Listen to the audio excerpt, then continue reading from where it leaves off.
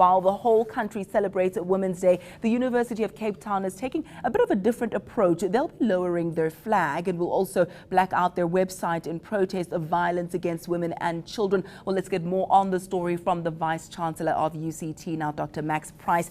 Thank you so much for joining us. It's good to hear a male perspective on this issue, so we do appreciate your time. Why have you chosen to take this official stand as an institution and mourn the plight of women today? Morning, Ayanda. The Women's Day, of course, celebrates icons. It celebrates the heroes of the struggle, activists, role models, and in some ways universities have done quite well in that regard. The University of Cape Town has a female Vice-Chancellor in Mrs. Graça Michelle.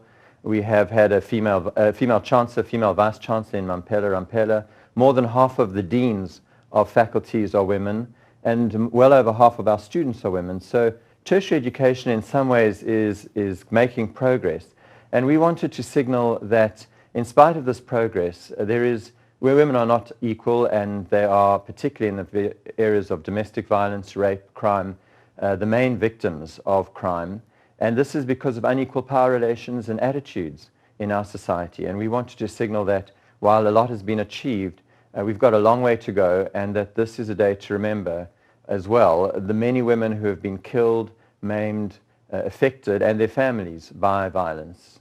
You also highlight some statistics in your statement with regards to gender-based violence. And if I may just read just a sentence from there, according to the sources you've quoted here, there were more than 56,000 reported rapes in 2010-2011, translating to about 150 a day, with 46% of those being victims under the age of 18. I'm sure you must have students in your facility there who have been affected by rape in one way or another. How have you addressed the scourge on the ground there?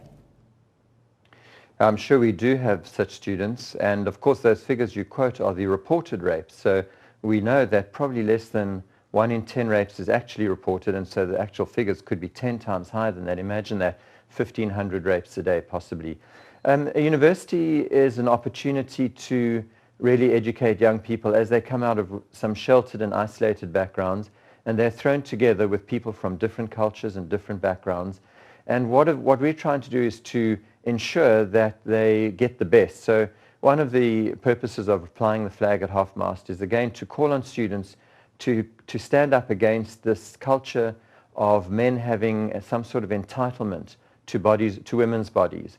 And we need to bring it down to their level, to their daily interactions. So it's not uncommon, for example, for students to go to a club and get drunk, afterwards have sex.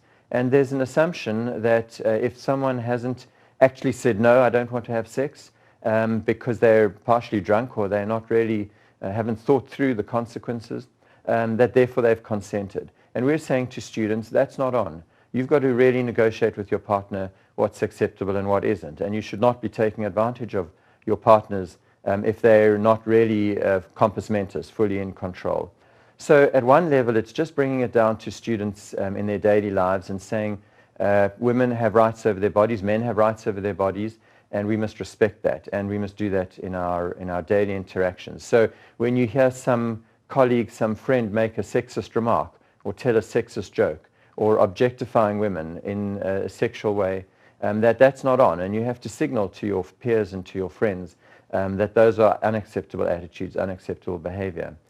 But a university also has the opportunity to make a difference in the wider society. So we have a lot of research units that focus on or train people outside of the university.